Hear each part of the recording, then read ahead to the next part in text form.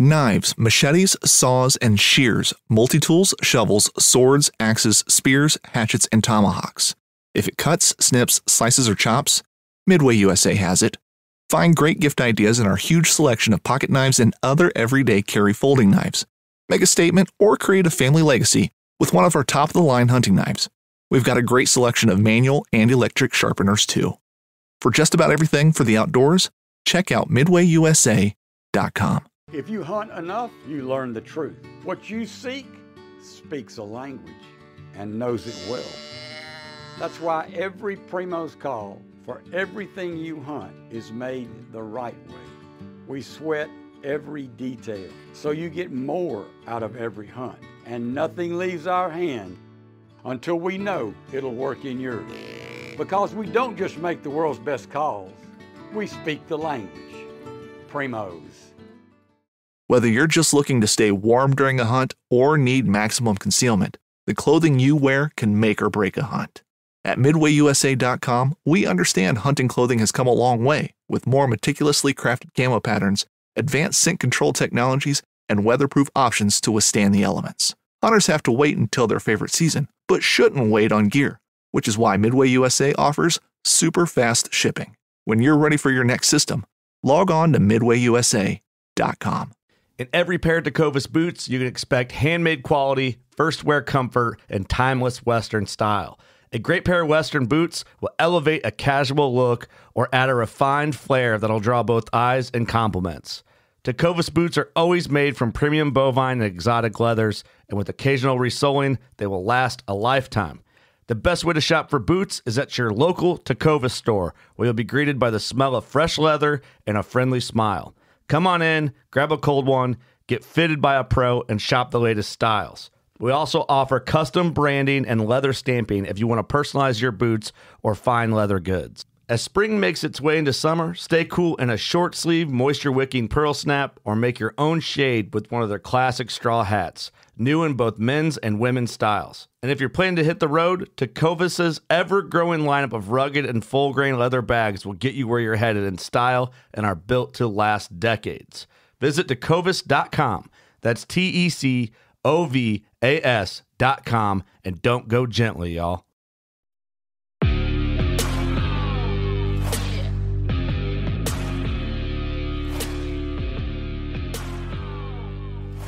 Hey everybody, welcome back to another episode of the Bowhunter Chronicles podcast, brought to you by Huntworth. Huntworth gear for all types of weather, all types of terrain, all types of budgets. It's clothing that just works. Check them out at huntworthgear.com. So I wanted to do this podcast as a separate podcast if people were just wanting to know the difference between these bows. So rather than lump it in with the TAC podcast, so John shot both these bows up at TAC, and we kind of go through everything from the tuning of them, fit and finish, build, quality, all that stuff. And I think maybe he was surprised. I don't think I was that surprised as far as how everything turned out. But it was a great test. I'm glad that we did it.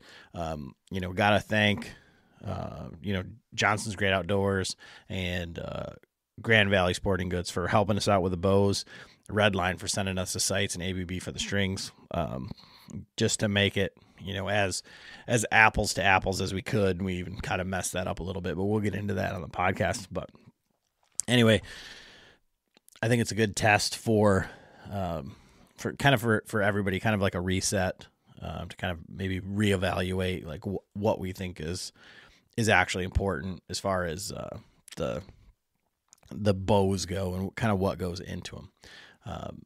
We're coming up on the end of the quarter, so that means like Patreon giveaways coming up here. First week of July, got to give a huge shout out. Obviously, Huntworth, Latitude, Spartan Forge, Zinger, and Kanati, their arrows. We talked about those on the TAC podcast. Still working out great for us. Would not recommend the aluminum half outs. I got to talk to Brian about that. Just from our experiences, just the aluminum was too weak for kind of what we were doing, but it is what it is. That was our fault. It's nothing about the arrows, but I don't think they even offer those in a hunting arrow. That was probably something that we did. Vitalized Seed, Big Shot in Genesis 3D. Big Shot, I was just on the phone with them, and they sent me a pretty cool video. End of this week, they have something really, really cool coming out, and I can't wait to share it with you. It is pretty freaking awesome, and we were talking about, you know, how it's going to be implemented and stuff like that. So keep a lookout for that. Latitude, you know, we talked after the ATA podcast about, you know, some of the products, some of the things that that they were going with. You know, if you look at the Lancaster website, the new Lancaster catalog that came out, you can see some of their new products. That I think it's called the Maverick single panel. I'm really excited about that. Can't wait for that to be launched. And the Lone Star TX5, and the internet's kind of going, at least the saddle pages are kind of going crazy with the TX5 stuff and Latitude. So that's very, very exciting. I'm glad that you know, we can kind of mention that now, and you know, they got some packs coming out, some saddles. You can check out those saddles, like I said, at the new if you go to Lancaster, look at the new catalog there. So super exciting stuff there. And you know, Spartan Forge, they just came out with their update with the shading, kind of new easier ways to kind of look at their maps and kind of go through all that stuff. So pretty cool there. Spartan Forge, you can save 25% with code Bowhunter. Big Shot Targets BCP saves you 10%. Latitude BHC saves you 15%. And then Genesis 3D has I believe it's 20% off code for all Patreon. So if you're a Patreon and you're interested in some of the Genesis 3D stuff, like their 360 cam stake, I'm really excited. I still need to get with Austin on that. Their tether button is probably the best, cheapest, easiest, most impactful item that you could possibly purchase for saddle hunting. So definitely take a look at that. You know, thank you to all those guys, but we'll be giving away something from all those companies coming up here in July. So you can check us out at patreon.com/Bowhunter Chronicles podcast. Check it out in any of our the links on the website, links through Instagram, any of that stuff. This episode, if you're interested in like what John actually thought about these bows, how they shot, how they tuned, any of that stuff, you are going to really enjoy this one. As always, thanks for listening. All right, everybody, Adam and John back with another episode of the Bowhunter Chronicles podcast. And we just finished up talking about tack, and we left out all the fun stuff about the bows. And I did that for a reason, because I didn't want somebody to kind of miss this information if they were looking for it. So I didn't want it to be like convoluted, you know, watered down into a drunken party conversation, right? So it's part 2 of tag. Yeah, but it's like I say, I think it's more about it's the bow part. So I want to go from like the beginning. So the whole idea was, is a flagship bow worth it? And if so, why? Like, what are you getting more for your money? So what we ended up doing is the Bear Paradigm only comes in a ready to hunt package. It's, what is it? It's the Whitetail Max with a different cam, that same riser and everything, but it just lets it go out to the draw length that we needed for John. Well, it's the same axle to axle. It's almost the same weight. And they're very similar in speeds. And, you know, Mathews is kind of rumored to have, and I think there's some things out there where their draw lengths are different, so their speeds are a little off as far as reported. So the Mathews was 343, the Paradigm was 333, and the Mathews is like $1,500, and the Paradigm is a ready to hunt package, $650. So I thought it would be a good kind of as apples to apples as we could get for a quote unquote budget bow and a flagship bow. And they were fairly close. And there were definitely some detractors right off of the get. Greg Litzinger, I think, is the biggest one. Talking with him, he's like, we know how this is going to go. John's going to be like, oh yeah, it's the Mathews. It's not even going to be, why even bother? Why waste your money? Because we did buy both of the bows. Bought one from the Mathews from Johnson's Great Outdoors. Mitch is great and helped us out a little bit on that. And then where did we get the other one? Because I always say it wrong, John. Grand Valley Sporting Goods. Yeah, I always say Grand Valley Archery, but it's Grand Valley Sports. Yeah. And they hooked us up. They just said, do we got to set it up? Do we got to do anything? I said, nope, we'll do all that on our own. And so we got the bows in, and I want to talk about, we talked about first impressions and all that. And obviously there was, fit and finish differences and what we're, kind of looking at there. However, when we're talking, we didn't talk anything about setup or tuning or anything like that. But to make these bows even, we got the new ABB strings, and we'll talk about those a little bit. And then we got Redline to give us sights, rests, stabilizers, all of that. We'll talk a little bit about those. But that is negligible in the fact that they were the same. So whatever things we had different, and then they were set up to shoot the same Kanati arrows, so they gave us those so that we could do this as apples to apples as possible. One thing we didn't take into consideration in doing this at Total Archery Challenge was,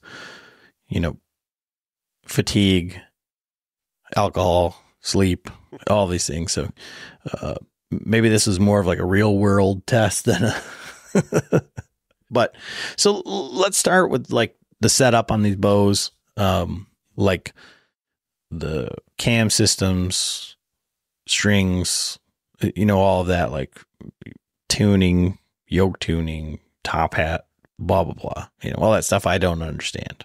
Why I need you. Right. So, I mean, obviously the Mathews comes with, now they have the match strings or whatever. So they're actually a really good string, but the Bear, they're a little lacking in the string department. So the ABB strings, I think, are they called the Platinums? I think it's their Platinum. I'll look it up, but yeah, we don't want to, but they're more abrasive resistance, shit like that. But so the bows are actually, like, when it came down to it, they both have the same sight tape. So they, the Launch series. It used to be their Platinum. Now it's called the Launch. Okay. So then the one thing that we didn't quite get right. Yeah, but I want to talk about like ease of tuning. Okay. Yeah. Setup. So obviously the Bear is old school. It's a yoke tune on the top. Bottom is, if you really have to get into it, it's a shim the cam, which we didn't have to do that. I did have to do a little bit of twisting, but of course, I mean, you're going to do that with a new set of strings anyway, because you're going to get them in, get that yoke tuned back in.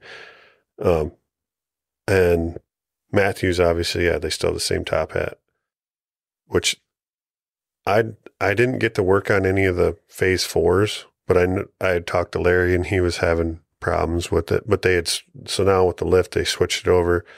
The top hat and the axle is not inside the limb. It's actually in the bracket, the aluminum bracket. And so when I was changing the strings in the Mathews, I messed with it and they pop, in, out, but I did not have to switch them. Everything, they both tuned really, really decent. I mean, for the amount of time I put into it, I got bullet holes. I did have to change do a little bit of timing change on the bear. But that was just, after I shot it a few times, put a twist in the bottom cable. But got them both tuned fairly quick. Probably put a little more time into the Mathews, just, because I was excited about shooting it. The one thing with the bear was, and you were there when we first put the string, and it might be that the ABB strings, I think they're a little bit bigger. I didn't mic them or anything, or didn't put them in my calipers. They seem, because when we talked to Bryant, he was saying like all the material is out there. So this has to be like a proprietary like coating or something.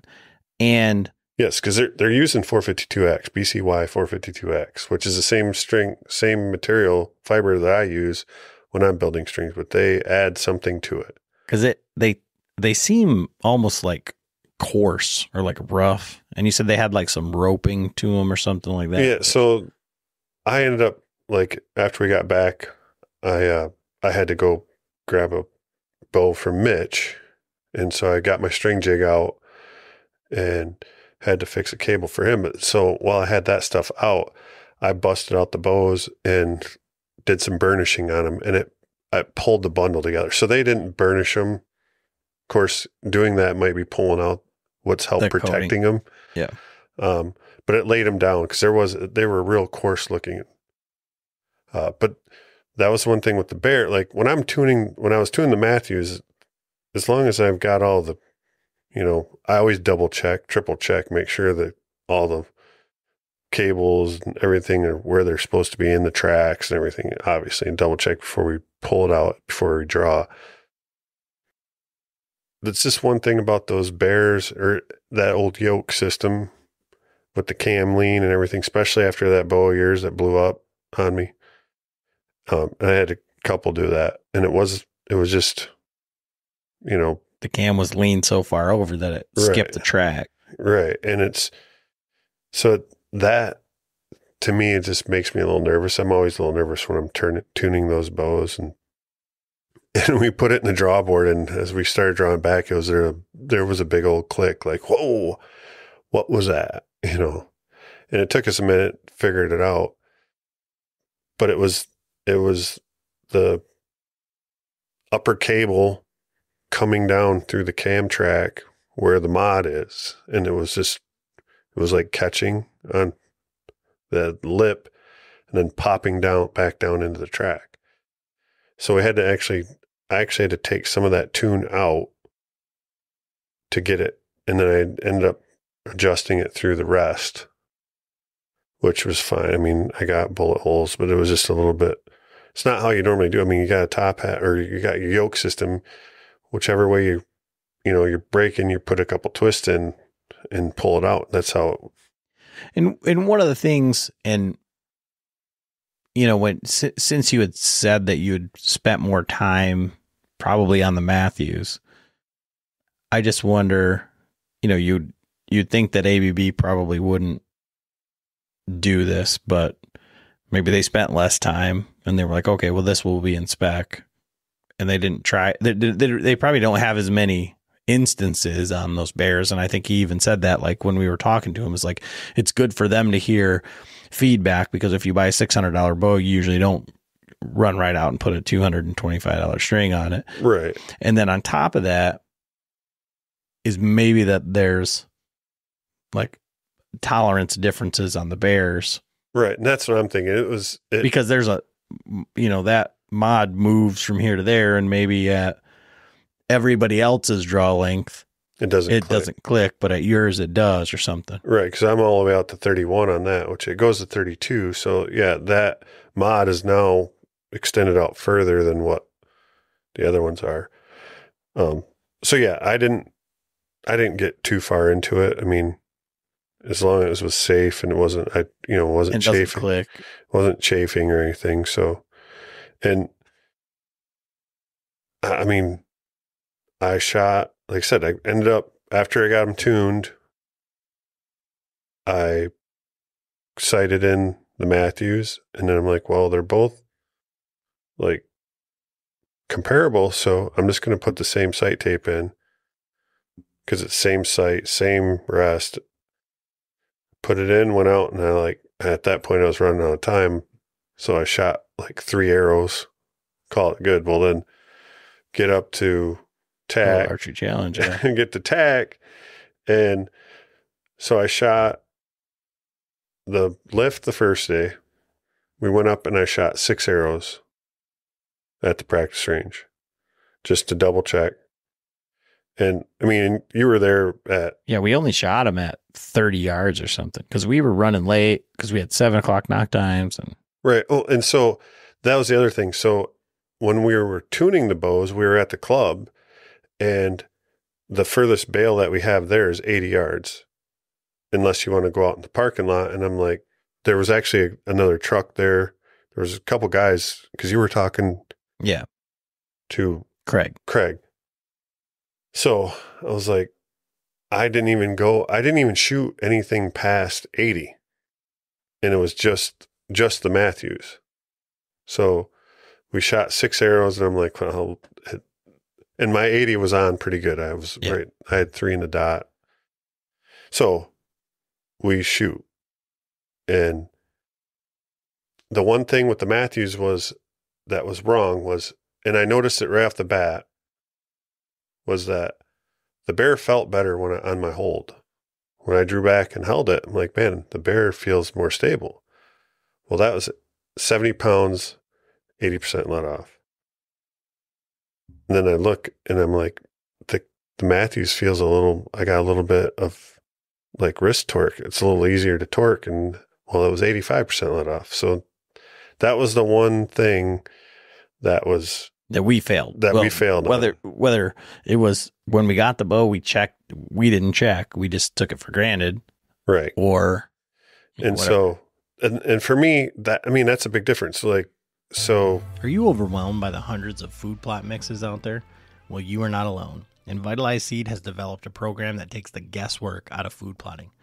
Vitalize makes it simple with their 2 core mixes, Nitro Boost and Carbon Load. Nitro Boost is their spring-summer food plot mix, and Carbon Load is for planting in the fall, each having a diverse mix of over a dozen seed types that are highly attractive to whitetail. Food plotting made simple. Each mix provides necessary nutrients to the soil, making for better plots each season. This also saves you money by needing less Roundup and fertilizer every year. The 1-2 system simplifies your food plots just how nature intended. And for the more advanced habitat managers, Vitalize also offers a variety of natural amendments with products like their seed feed that offers seeds immediately available minerals ready as soon as they germinate. Make biology work for you. Order now at vitalizeseed.com. So he's making excuses right now as why the bear was better. But anyways. No, I'm not making excuses. I'm just saying, for me, the hold weight is a big thing.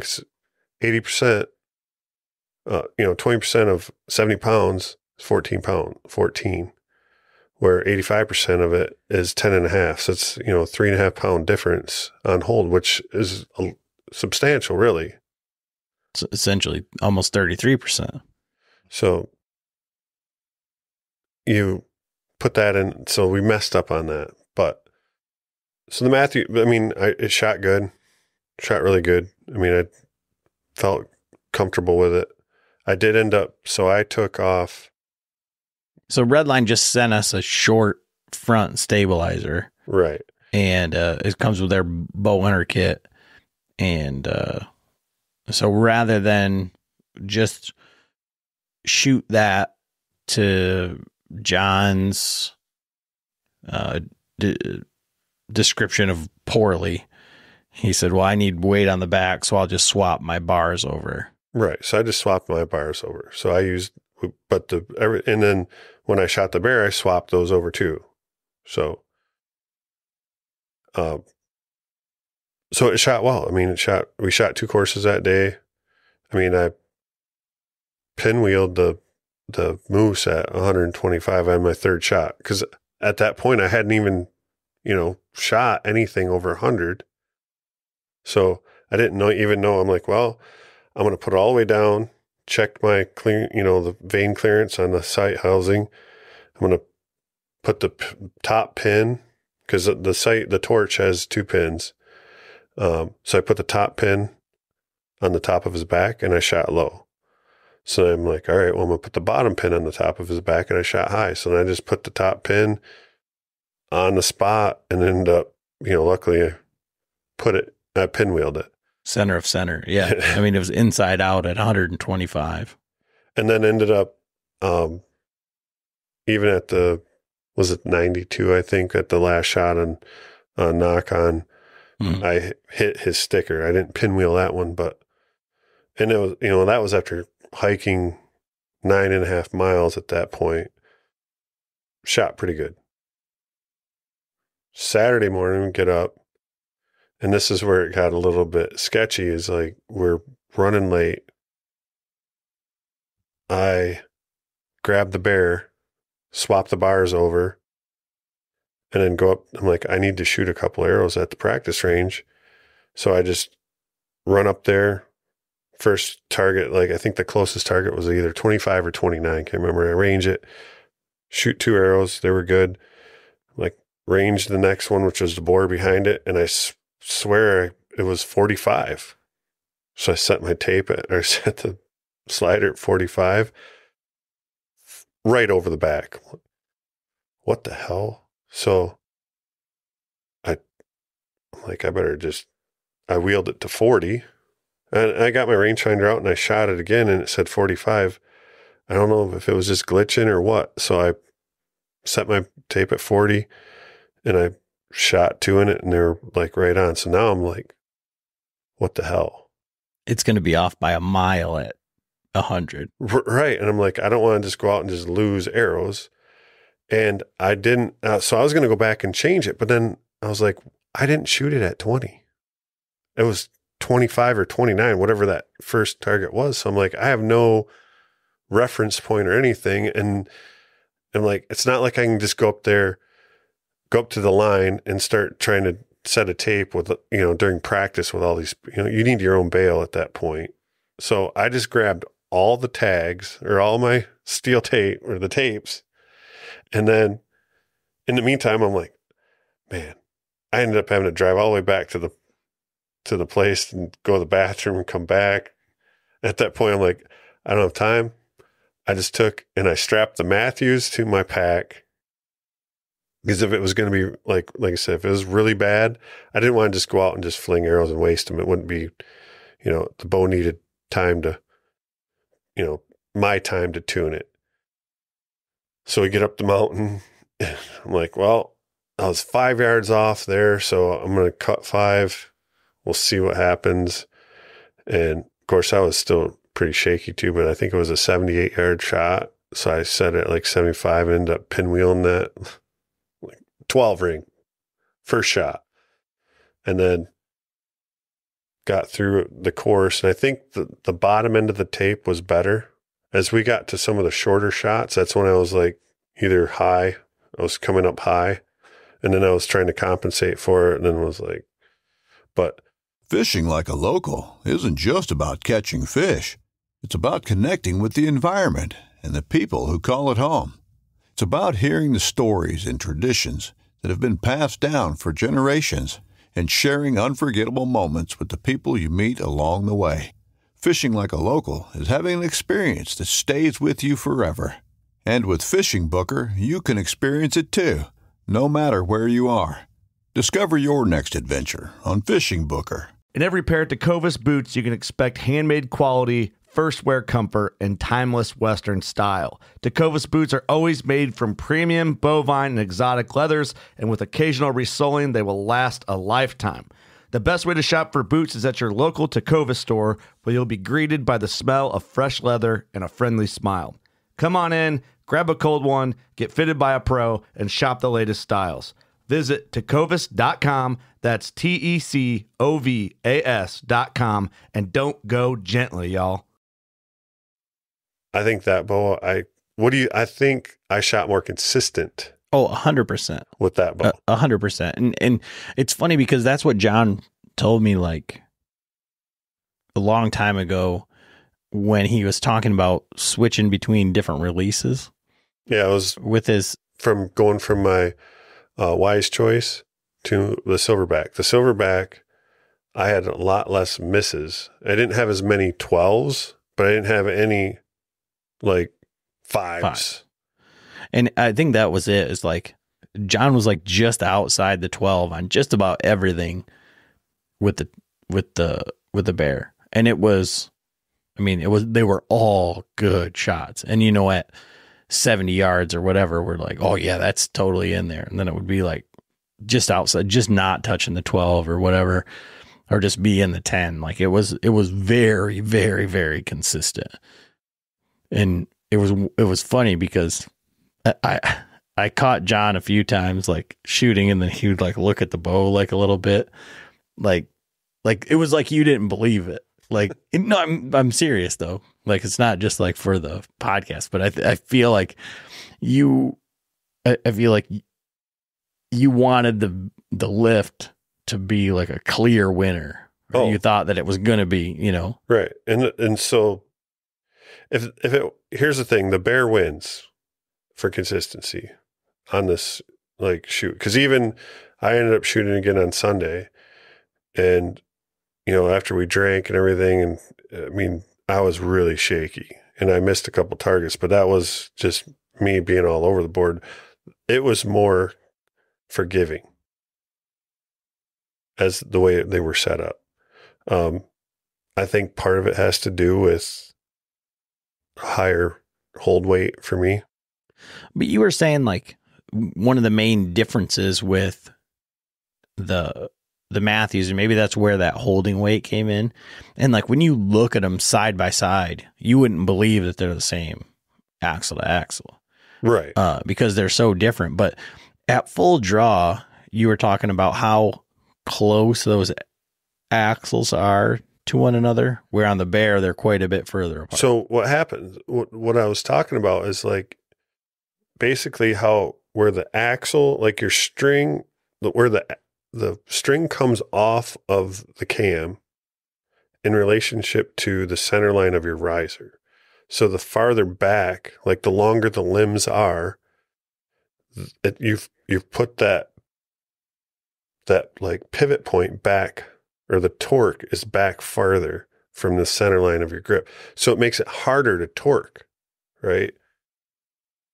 But it also gives you more hand shock too, like but at that point, like, I mean, hand shocks after the shot, like, yeah, the Mathews was quieter than the bear, and there was a little less vibration, you know, but that was negligent. I mean, what does that matter when you shoot more consistent? Now that's purely anecdotal. I mean, this whole thing is anecdotal. We didn't have any decibel meters or shot. The only reason I bring that up is because, like I said, I think I said it on the original one, but I think it's Mike's Archery on YouTube has a video that does all of that. And I think that the bear is actually quieter than the Mathews. And they didn't put these two together, but in my research, was looking at them, and I think the bear actually does have less vibration than the Mathews. Yeah. So I don't think that wasn't the case for me. Like, I didn't feel like that. He just wanted the Mathews to win. So no, there's two different. So here's the thing. Like, I've already, the Mathews is the bow I'd buy, even though the bear won the weekend, I would say, by just a slight margin. The fit and finish on the Mathews, like if I'm going to put my money into a bow, for the main reason, like I've already changed the mods and already got different mods in the bow without having to change limbs. When I go to turkey hunt in the spring, for $60, I can go get a set of 60-pound mods, swap those in, just like what happened with my V3X when I hurt myself and couldn't draw the bow. It was a matter of grabbing my 60-pound mods, throwing them in. I don't have to completely rebuild a bow. I've already got arrows set up, like even a sight tape, flop. I don't have to either. Of course, at the price, I could buy 2 bears and have one with 60, but then I'm having double the components. So what I was telling everybody up there was, including the bear reps, because they said, hey, honestly, what do you think? Right. So here's what I would like for a hunting bow. Like here is the overall everything.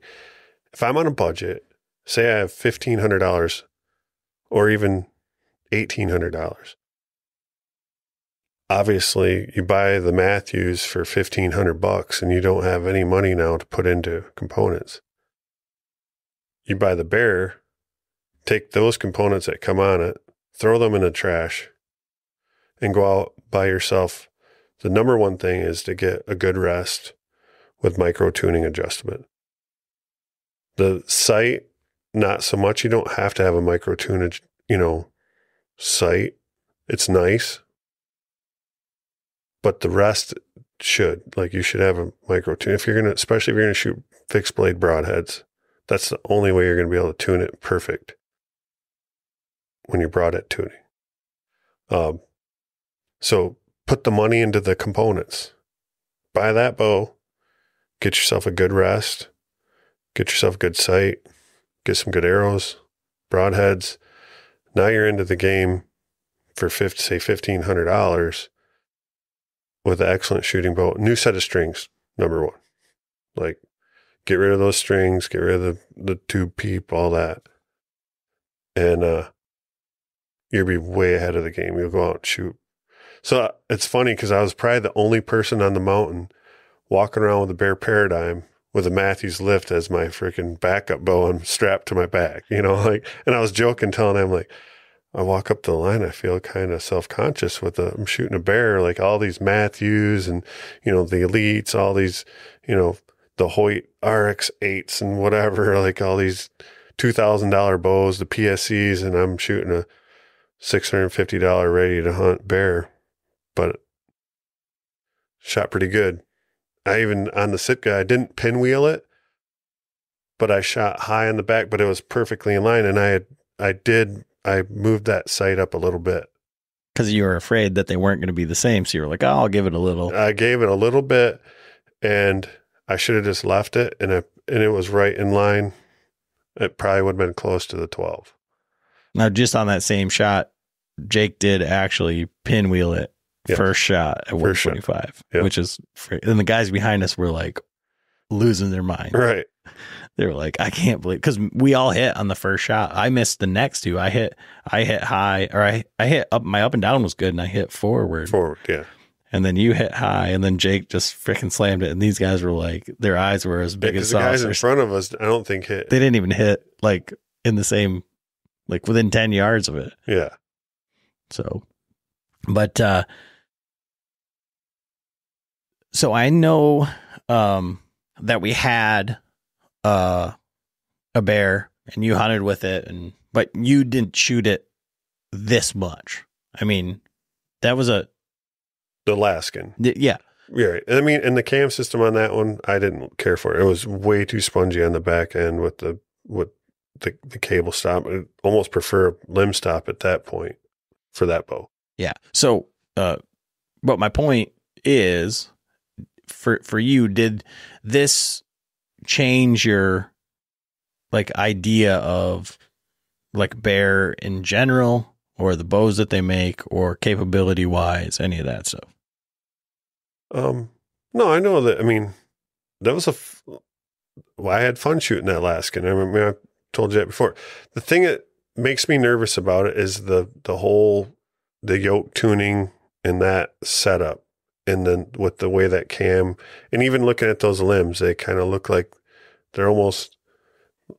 Well, I honestly feel like those limbs, everything about those limbs look cheap, and they make me nervous. Just this, like looking at them. And you know, Bear's flagship bow, which is $1,100 or whatever, you know, the prime guys were over at the cookout, you know, spending a lot of time talking to them and looking at the prime bows, but that Bear Persist, those limbs, the riser, you know, it looks very similar. And, you know, talking to the Bear rep, he's like, we could make a $1,500 bow, but nobody's going to shoot a $1,500 Bear bow.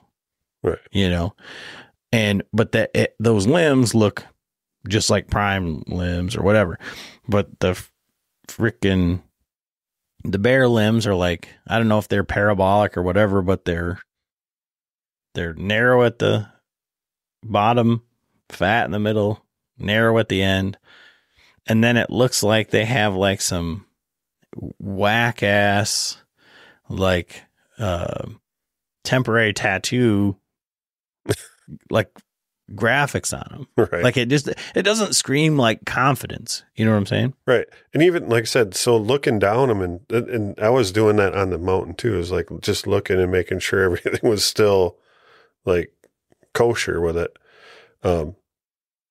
That's the part that, I mean, obviously I didn't have any problems with it, but how long is it like, is it going to last me a season of shooting? You know, obviously most bow hunters are going to go out and shoot a few arrows, like, and then go out and hunt with it. Well, and you know, now I can make that a lot easier for you because I'm going to take the lift and I'm going to shoot that this year. You're going to hunt with the Bear and, you know, you're going to put it through the paces. You'll shoot it for leagues next year and then we'll see what the wear points are. Right. Yeah. Well, you're going to have to shoot the lift with 80 pounds at 31-inch draw then, because that's what's in it. No, 80% let off. So you're holding 16 pounds. No, but I think, we'd be remiss if we didn't, you know, kind of talk about like the stuff that they sent us to put on the bows. And so Redline sent us their Guru rest and the Torch bow sight. And the Guru, we already know from what you just said, isn't a micro adjust. So it made it really difficult for you. It's not, it wasn't horrible, but because I've done it before, you know, before I even had the micro tunes. It's harder to get that super fine tuned, especially when you broadhead tuning. Like for this, it was fine. I like the launcher blade on that. It's nice and tight. We were actually talking with Dave about him, like when you're rolling it side to side, or you know, it might end up coming up. And he was talking to Dudley, and Dudley takes 8mm file or a 4mm file and files down the throat of his whale tail. And so the rest worked good. I mean, the situation, I had no problem. Got it tuned in. And I don't normally use a cable driven rest just because I don't like, if I have to tune a bow, twist up a cable or something, then I got that through my cable. But it worked good. The one thing that's weird about it is it's not like the QAD where you have to cock it. Where QAD, because it's not a full capture, so it's only full capture once it's cocked. So I guess if you forget to cock it, you're screwed, but your arrow's going to fall off anyway. Wasn't a problem. And then the Torch, so I really like the Torch. I've had it on the Alaskan. I've been shooting it down here. The adjustment, so it's quote unquote a micro adjust windage, but it's really a bit too coarse. Like you can't, the detent in it is too big. It's kind of like what you were saying from like a standpoint, but I like that dual pin setup with that little thing. The smaller pin in the vertical pin, like the UV or whatever. I think it gathers plenty of light, but then it's got a built-in light that's really nice. And I think they've gone away from that now. And they actually have a really nice sight light that's coming out. But yeah. I like the sight. I like the big wheel. I like the indicators. Like, so, I mean, for the money, like, it's got the metal plates. So for sight tapes, you get the whole stack of the aluminum plates. You also have the wheel tapes, which was weird because those didn't coincide for some reason. Because that's one thing I did on the Mathews was like, okay, I'm not sure if it's the 34 or the 35, so I'll put the 35 metal plate on, and I'll throw the 34 tape on the wheel, and I'll set them together at both at 80 or whatever, and they did not line up at all. I was like, obviously they wouldn't line up, but they would only be like maybe a yard or two off because of the increments. But this was over 10 yards. I'm like, yeah, that's not. So I don't know. Yeah, I don't think they need those. I think it probably just came in the box. Like, unless it was just like some random shit that was. Yeah. Yeah, because when you're like, yeah, I bought both sets of the tapes, and I was like, because the one that's on the Alaskan, I don't even think it came with wheel tapes. I think it was just for indicator, So I don't know, but maybe it was just something I had. I don't know. I thought it was in the box with it.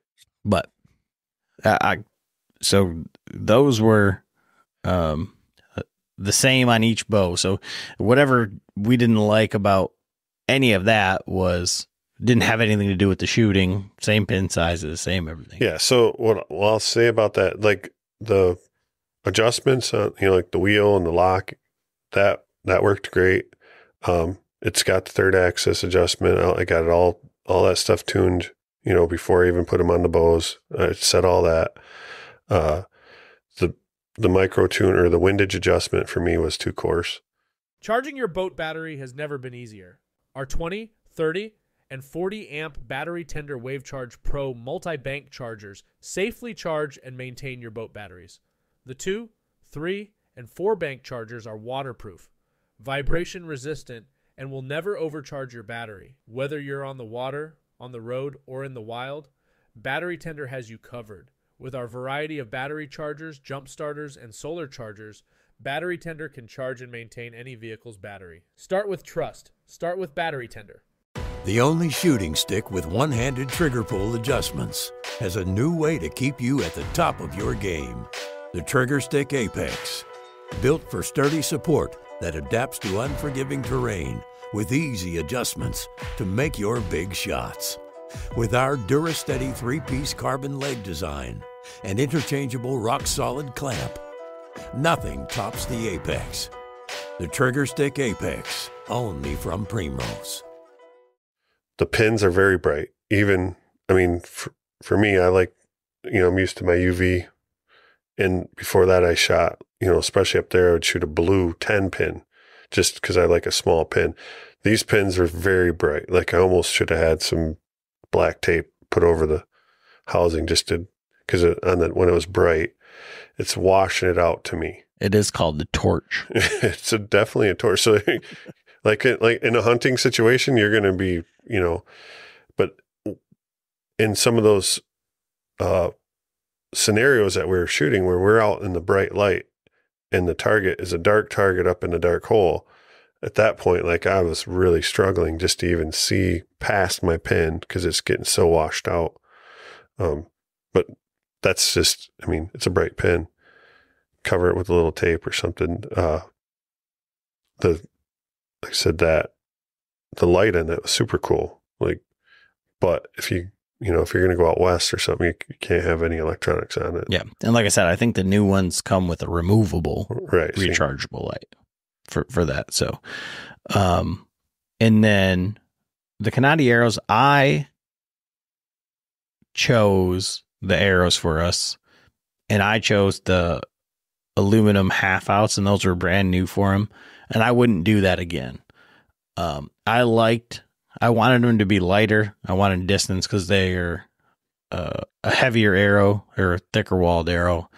But the aluminum,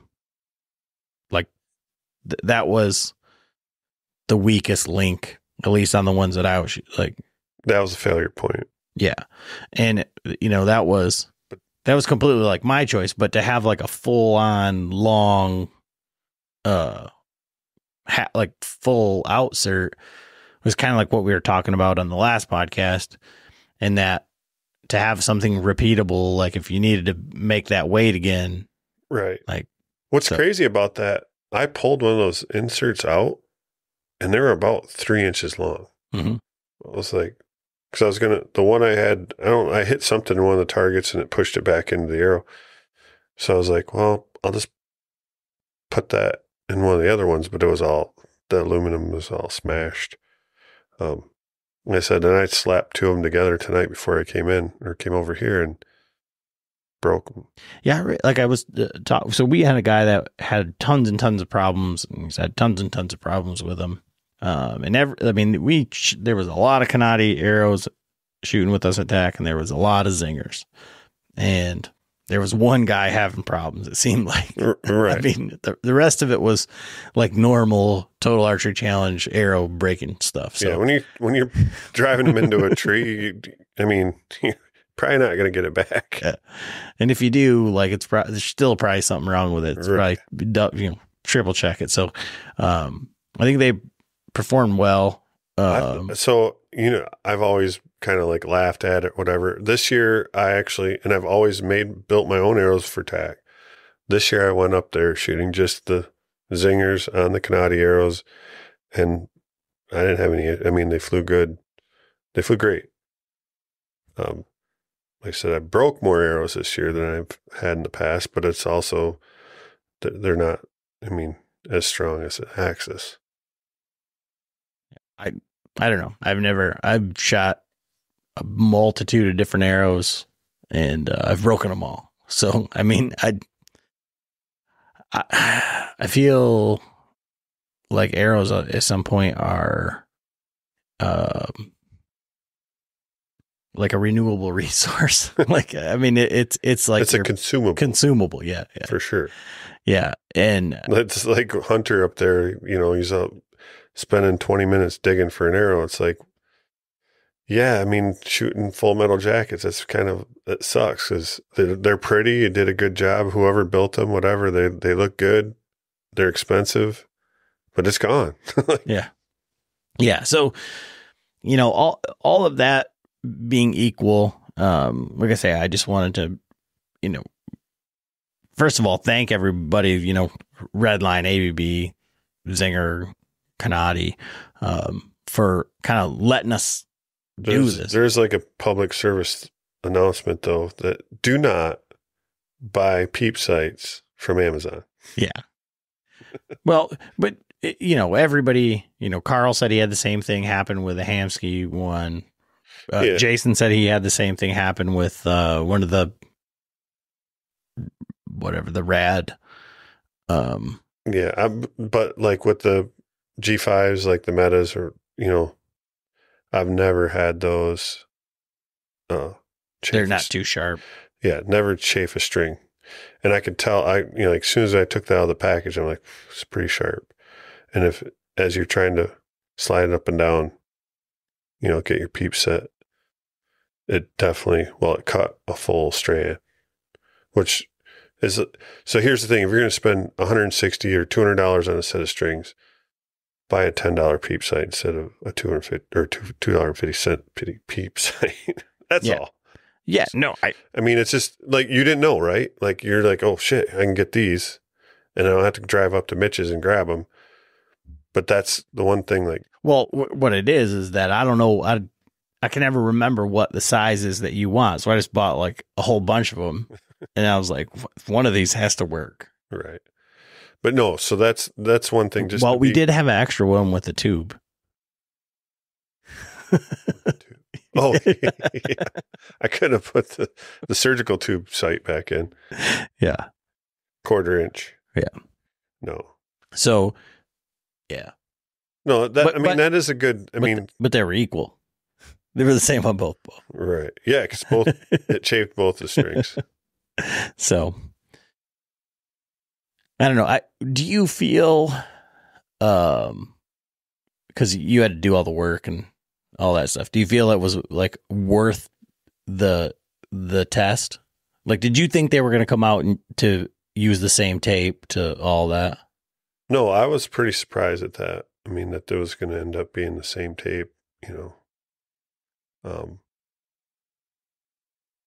I wish I would have had more time to put into like an to shoot, be in better shooting shape to give it a better. But I mean, that was pretty real life though. I mean, getting up there and not being in the best shooting shape and still be able to pull it off, and then have the bear actually shoot more consistent. And it was later on. Right. It was after. You shot the Mathews like first thing, and you could say, okay, well, maybe I got used to shooting and I was into the more reps and all that stuff. But I don't know. Like I say, I just was wondering if you thought like it was worth it. I mean, I guess it had to have been. At least it was for me. Like, it wouldn't have been worth it if, and maybe it would have been more telling, but it would have been, I don't know. I guess it would have been predictable and maybe like a waste of a test if like the bear just completely shit the bed. Right. You know, it would have been like a lot of time and effort to, but that would be valuable as well. So it would have been, you know what I mean? Yeah. So like the moral of it is, out of the box like that, the bear held better for me, and it was more forgiving.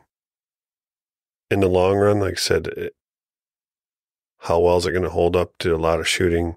I know the Mathews will, because I've shot my V3X a lot. I've shot all my other Mathews a lot. The bear, I mean, I know you shot the Alaskan a lot, but how well is the tune in it? I mean, that's another thing too, is, you know, of course, with ABB strings, it's going to be more consistent. You know, it's not going to be going out of tune as bad. I mean, those strings on the Alaskan, I imagine, are pretty well shot at this point. There's a new set of ABB strings waiting for my bow tech to. Oh, yeah. But he's starting to do bow work again. So yeah, I have the string jig and all that stuff set in the garage. It's full of sawdust right now, but I have Ferd's bow, which I'm going to redo this serving. Well, I'm going to redo the strings completely. Like, I looked at it, I got it out. I was going to like whip it out really quick while I had that other bow, but I need to reserve the cables and everything. I saw that they had stretched. Yeah, they'd stretched. I'll put them in the jig, measure them up, reserve them. The strands are still good enough shape. I don't need to build a new set, but I can just get them back into spec. Yeah, like I say, I just wanted to kind of go through the Bear Mathews, just so if anybody who had been paying attention, they were like, man, they're done with tack. I want to know like how it turned out. So for the money, budget wise, the Bear wins, obviously. The slight advantage is that the Bear had the 80% let off. I think if I would have had 80% let off on the lift, it would have been a little bit closer. And I shot them both with the factory grips, which the Bear actually has they have an aftermarket grip, which is factory, and it's only $12 instead of like, what is the UV grip that I shoot on, like 90 or something for a piece of plastic. The Bear grip is $12. And it actually, when we were at the Bear tent, it felt really good. But to be closer to, apples to apples, I shot both the factory grips. Yeah, well, John had even mentioned to me, he said, if I'm going to shoot that bower, it'll probably fit on the Alaskan. You might want to look at that grip. And what's funny is I had one of the Bear flagship bows, like it was like a Method 6 or Method 7 or something like that. And I liked the way that it shot. It was a decent bow. I shot it 1 year at TAC, I think. It had blue and orange strings like what's on Chris's bow. And that one came with 2 different grips. Mm-hmm. And so you could put it on there or not. So just something else to think about. But, I think I'm happy with the results. I mean, like I say, as anecdotal as it is it's one shooter, one time. But at least for me, it's a guy who I know takes all this stuff seriously. I know, he doesn't have the catch us if he can. No cam tattoo anymore, but that was a long time ago. No, I haven't. I mean, actually, I haven't. I've been away from Mathews for a long time. I shot Q2 XL, and that was because they were the only ones that had a bow that would go to 32-inch draw, you know? Yeah, but you were shooting that V3X for a couple years. Yeah, 3 years now. Yeah. And so, well, 2.5. So, yeah, I got pretty used to it. Before that, I was shooting the Bowtech. Before that, I was shooting the Hoyt. We had several Hoyts. PSEs in there. A PSE in there. Yeah. So, like I say, anyways, I think it was a success the way that it turned out. And I hope that for somebody out there, it makes the decision easier. And, bear bows kill lots of deer and animals every year. I can guarantee you that. Well, if you're on a bow, and even the riser, actually, I say the fit and finish. The riser is actually a really nice riser on it.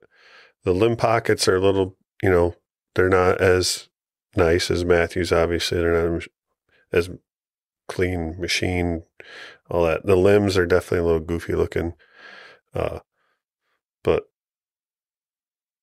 it ended up, I guess it was the winner for the weekend.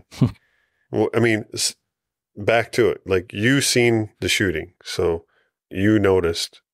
Yeah. Because you were the one pulling arrows. Yeah. Yeah. And so if I would have said, if I would have said the lift took it for sure, would you have been like, well, that's not what it looked like? Yeah. Yeah. And that's the funniest part about it is that, you're joking around about, feeling a certain way with being out on the practice range with a bear and you shot better. There wasn't from the first shot. I was like, because at that point nobody knew what was going to happen. And spot this, watch out. Yeah, and it was like right there, and it was like just that. It was that every single time. It was solid 10 every single time, and it was there. It wasn't. I didn't even pay attention to the bow that you were shooting, really. And then it would be that I'd look and I'd be like, oh, it's the bear, you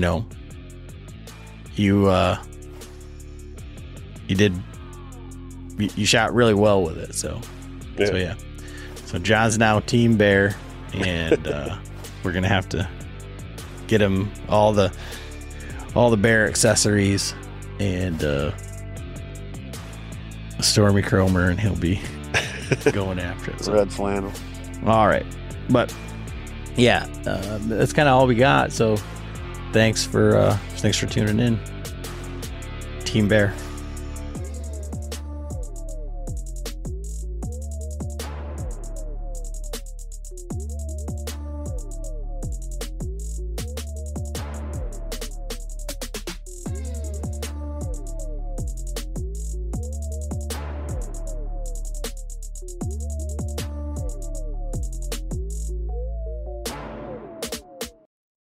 I'm Will Cooper, host of HuntStand's Make Your Mark podcast.